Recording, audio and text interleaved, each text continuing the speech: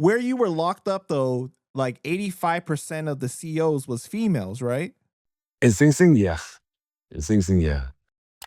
That's crazy. So like,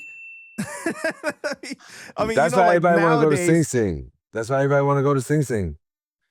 Because, you know, well, the news these days makes it seem like the female COs is fucking all the inmates all the time and stuff like that. Like, no, how no. often does that really happen from what you saw? Listen, I'm gonna tell you this rumor that floated around New York State prison system forever. All right.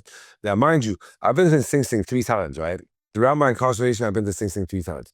So when I first went to Sing Sing was like an OJT prison where everybody that come out the academy has to go do at least 6 months in Sing Sing before they transfer back to their respective area that they came from, like upstate New York or whatever.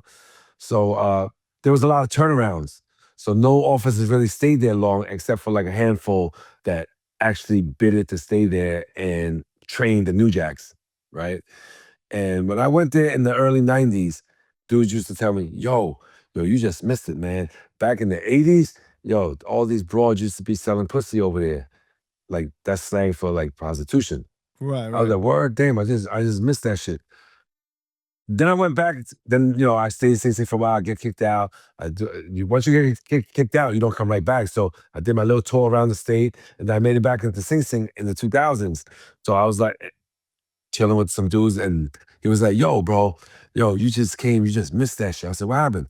He said, "Yo, in the 90s, these bros used to be selling pussy in here." I'm like, "In the 90s? How the fuck I keep missing it? I was here in the 90s." Then I ain't think nothing. I ain't think nothing of it, right? I come back through on this bid. When I end back up in Sing Sing, somebody else tells me, "Yo, bro, you don't know. Back in like 2000s, yo, you could buy a girlfriend in here as long as you had money." I'm like, hold up. I was here in the 2000s. In the 2000s, they said that shit was happening in the 90s. I'm pretty sure in the 90s, they said that shit was happening in the 80s. Like, come on.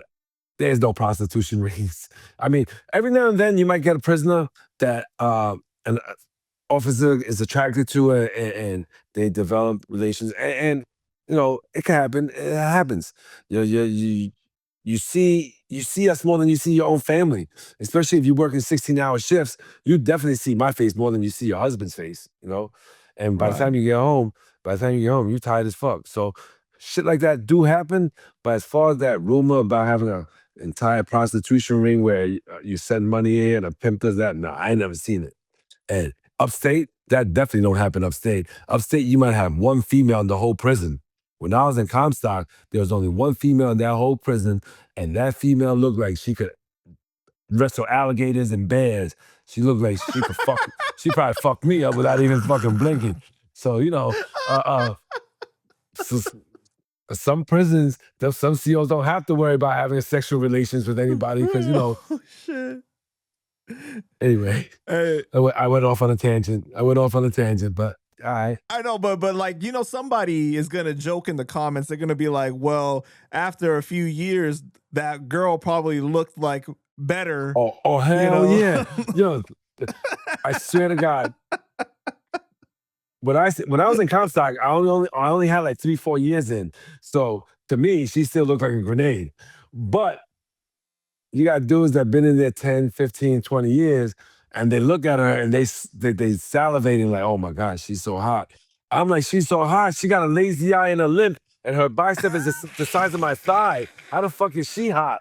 But I guess from as time progresses, your beer goggles, they get thicker and thicker and thicker. And eventually them shit just melt into your eyes, and all you see is beauty wherever you look. So yeah. Your standards go down. Beggars can't be choosers. Yeah. I'm pretty sure if I was in Comstock at year 17, she might have looked like Miss America to me. But when I was there, she definitely didn't look like that. She looked like Brock Well, I Lesnar's mean, I'm twin sure for sister. some of those guys, the alternative is to go the other team, and I don't think or the transitioned Well, you know what? team. A lot of people think that people in prison all participate in those type of behavior because of shows like Oz, American Me, but it's really not like that because you have men that were homosexuals before they was incarcerated. And when they committed a crime, they go into the jail. And if a person wanted to indulge, they could always, associate themselves with people that are already like that. So, like when you hear about like jail rapes and shit like that, it's rare. It's very rare. I mean, it's happened before. I've seen it happen, but very rare, very rare. Not like in the movies. No. What do you think of people using that excuse of like, oh, it's not gay, it's more about having power over somebody to get them to do something? Bro. I mean, to each their own. If I'm not gay, I won't be able to get aroused for another man, no matter what type Right. of power I want to. Well, no matter what kind of power I want to put on that man, because I walk in the streets and I overpower a lot of big dogs and cats, and my shit don't get hard when I walk by them, thinking, "Oh, just overpowering somebody's gonna turn me on." No, you got to already be like, you got to swing that way already, So you don't turn. You can't get turned. It's already there. And even if it's there, to each their own. Right.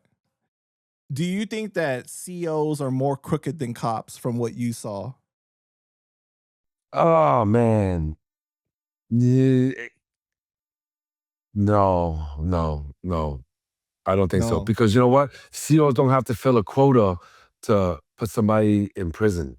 Like some cops back in the days had to fill their quotas, and in order to fill their quota, something that they made mountains out of molehills. You might be selling a fucking nickel bag of rock. Next thing you know, they're talking about they found a kilo in your trunk. No, it's happened. It's happened to a lot of people. Like I was just talking to somebody yesterday. I had a friend. His name's Pito Love. Straight up, good dude. Like going to college and everything from Spanish Harlem, I think. I haven't seen the man in a long time, but he was coming home from spring break. Coming home from spring break, and one of his homies that he grew up with was in the apartment. And yo, bro, what up? I haven't seen you in a long time. Yeah, I'm in college. I'm on spring break. Oh, come on, have a drink. All right, fuck it, I'm gonna come up. Up there for half an hour. TNT come in, bust the door open, lock everybody up. And back then they had the Rockefeller law. And if you're familiar with the Rockefeller law, if you get caught with an X amount of crack cocaine, it's automatic life. And they gave Pito like 20 to life or 25 to life. You know, Holy wrong shit. place at the wrong time. Yeah, so I'm not gonna say the cops that did that to him are crooked, but they've been watching this crack house for the longest. They know he just came home from school.